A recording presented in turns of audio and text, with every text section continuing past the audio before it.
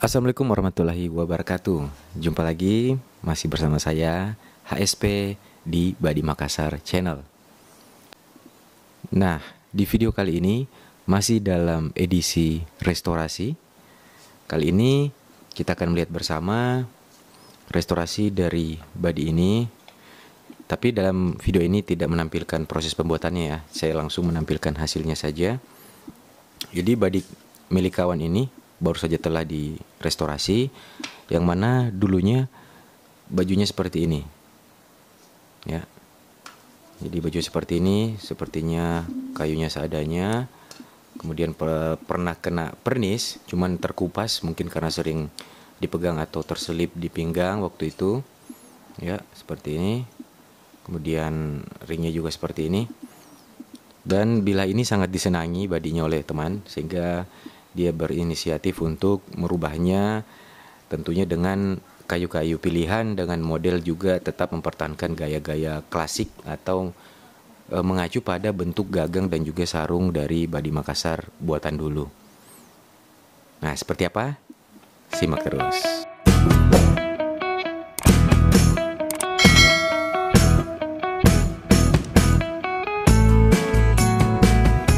Saya singkirkan dulu ini ya, saya pindahkan dulu.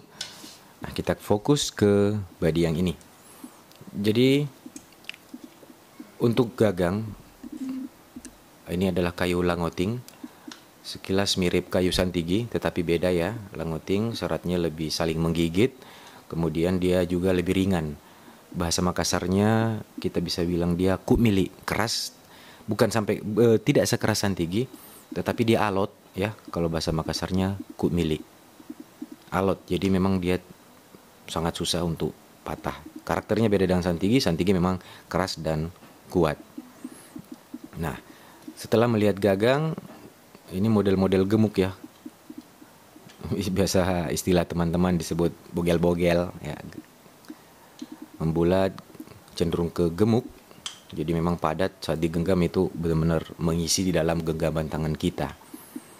Dan untuk sarung, oh ya, untuk ini warna aslinya ya. Jadi memang ini salah satu kayu langoting yang sudah sangat-sangat tua, dan alhamdulillah kebetulan juga dapat bagian barinya.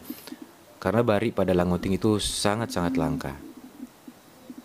Nah, kita lanjut pada sarungnya. Ini juga kayunya warnanya natural. Jenisnya adalah kayu katondeng. Kebetulan juga dapat yang barinya. Jadi saya sempat dapat waktu itu dua potong kecil ya, berbentuk papan. Dapatnya di orang yang biasa membongkar orang yang biasa membongkar rumah-rumah tua atau rumah panggung atau rumah atas, dan ada potongan kayu yang mungkin menjadi bagian dari rumah itu. Jadi kayu ini juga kayu tua. Nah, kita lihat bariknya. Untuk katondeng ini termasuk kayu yang ringan juga dan kuat. Bariknya seperti ini, warnanya juga seperti ini, sehingga sangat serasi dan senada dengan warna panggulunya ya. Oke. Sumpak perak diberi ukiran sederhana sebagai pemanisnya. Dan mari kita lanjut pada bagian isinya. Oke, inilah dia isinya. Jadi saya jelaskan sedikit mengenai badi ini. Di daerah gua, Pandai Mangung, pandai besi yang berada di daerah Bili-Bili atau daerah Manuju di dataran tinggi. Bili-Bili itu jalan menuju ke Malino ya, sebelum ke Malino. Jadi salah satu pandai yang cukup dikenali di Goa yaitu Pandai Mangung. Pandai dulu sudah berumur dan juga memiliki beberapa sepupu yang juga cukup dikenali, yaitu Pandai Tiro dan juga Pandai Suro. Badi dengan bentuk dan juga khas-khas seperti ini salah satu badi Makassar, yang mana saat ini kalau kita membuat, khasnya sangat mirip dengan buatan Pandai Mangung. Jadi Pandai Mangung dalam buatannya yang zaman sekarang karakternya tidak jauh beda dari ini. Mulai dari tanam pamoroknya, kemudian ketebalan ya, karakter seperti ketebalan, kemudian dia memang betul-betul dalam bilah ini dominan baja. Jadi bisa dikata pamor ini hanyalah sekedar pemanis ya, dominan baja. Punggungnya baja juga ini kelihatan ya, hitam, ini yang hitam. Punggungnya baja. Pamornya sangat sedikit yang melapisi kedua sisinya, sangat sedikit. Ya. Kemudian karakter bajanya yang kebanyakan hitam pekat, sepuhan keras seperti ini, dan juga sesang atau sotongnya atau bevelnya, sudut ketajamannya itu tegas, tinggi, ya, tinggi. Nah, kalau kita melihat langsung atau meraba, sebetulnya kelihatan juga ya, bayangannya ini, mulai sudut kemiringannya itu dari sini, ya, segaris ini. Jadi sesangnya tinggi, ya, biasanya kan sampai di sini mulai sudut kemiringannya muncul. Ini di atas, sangat tegas, langsung miring, menukik begini seperti ini ya, kemiringannya. Ya. Dari lacak-lacaknya juga khas daerah sana juga. Karakter pamornya yang saya bilang, baik bahan apapun ya, bahan yang keperakan seperti ini maupun bahan bunga garam, karakter itu tetap melekat. Kemudian leher yang cenderung lebar di sini itu salah satu ciri khas dari Panremangung dan juga sepupu-sepupu atau keluarganya. Jadi Panremangung adalah panre yang ruang lingkupnya memang adalah padedek besi atau panre besi atau pandai besi, yang mana juga termasuk turun-temurun karena paman dari beliau menempa juga dulunya. Jadi satu generasi di atas beliau dan mungkin sampai ke atasnya juga. Jadi bisa dikatakan panre turun-temurun. Jadi mungkin ilmu dalam menempanya itu merupakan warisan dari keluarganya. Nah, untuk Badi ini sendiri, kalau melihat tempatnya, ini sepertinya tempat sudah lama dan ini tempat bawaan ya. Ini bawaannya memang begini waktu itu. Sepertinya ini memang sudah lama. Jadi kita bisa berpikir, berasumsi atau mengestimasi bisa jadi ini buatan pertama-pertama Panremangung atau saudaranya, sepupunya, atau buatan satu generasi di atas beliau. Mungkin pamannya atau mungkin dua generasi di atas beliau atau kakeknya ya.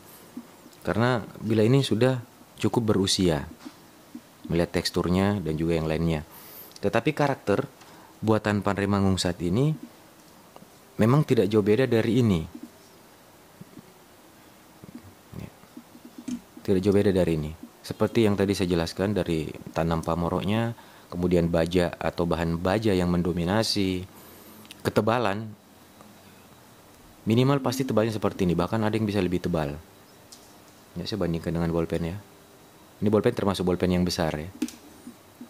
Ketebalan, kemudian leher yang kadang agak menjauh dan paling utama adalah leher yang di sini yang cukup lebar. Kemudian sesangnya ini, bevelnya ini sangat tegas, kemiringannya itu betul-betul begini ya. Dengan kemiringan yang tinggi. Jadi ngambilnya dari sini. Nah, mungkin sudah bisa menangkap ya penjelasan dari ciri-ciri karakter yang saya maksud. Sekarang kita ke pamornya. Pamor sangat sederhana ya. Jadi material yang abu-abu terang ini tidak memiliki banyak lipatan. Mungkin bahan yang langsung dipasang sehingga motifnya tidak begitu banyak. Dan diberi tanda seperti ini ya. Karakter dari Panremangung juga kalau membuat tanda sangat mirip seperti ini. Jadi seperti yang saya bilang pertama tadi, bisa saja buatan terdahulu yang awal-awal Panremangung atau satu generasi di atasnya. Kalau pendapat saya pribadi, satu generasi di atasnya. Ini pada sisi sebelah kiri seperti ini.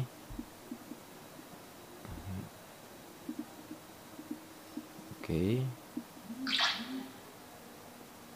Sangat tegas ya. Digenggam juga enak. Jadi saya melihat lebih ganteng memang dengan pakaian baru ini dibanding masih yang lama ya, kalau bicara seni dan keindahannya ya. Ini pun cukup enak dipegang. Kita bisa lihat pula di sini ada urat talasa. Ya, pada bagian sini ini nih ya, ada retalasanya ya, mengkilap sendiri, tidak begitu panjang, muncul di sini, menandakan material ini adalah material memang yang mengandung sebuah kandungan yang bisa memunculkan bulang-bulang atau ulang-pulang. Karena material yang dipakai untuk pamor tidak banyak, sehingga mungkin munculnya hanya sedikit. Kalau banyak, bisa saja ada bulang-bulang atau retalasa yang muncul di beberapa posisi atau bidang lainnya. Oke, untuk ukuran ya kurang lebih 16 atau 17 cm, tidak terlalu panjang, sangat sedang dan ideal untuk dijadikan teman jalan.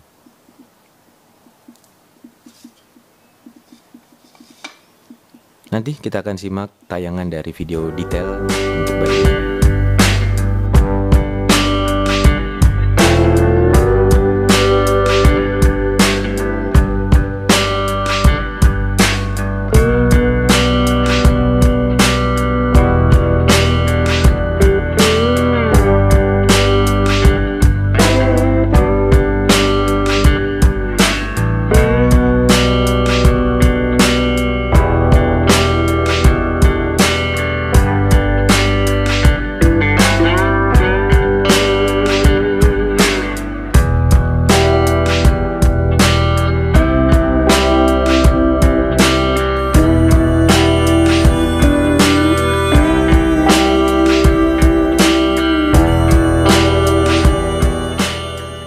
Demikian perjumpaan singkat kita kali ini dalam edisi restorasi, dan sampai jumpa di video kita yang akan datang.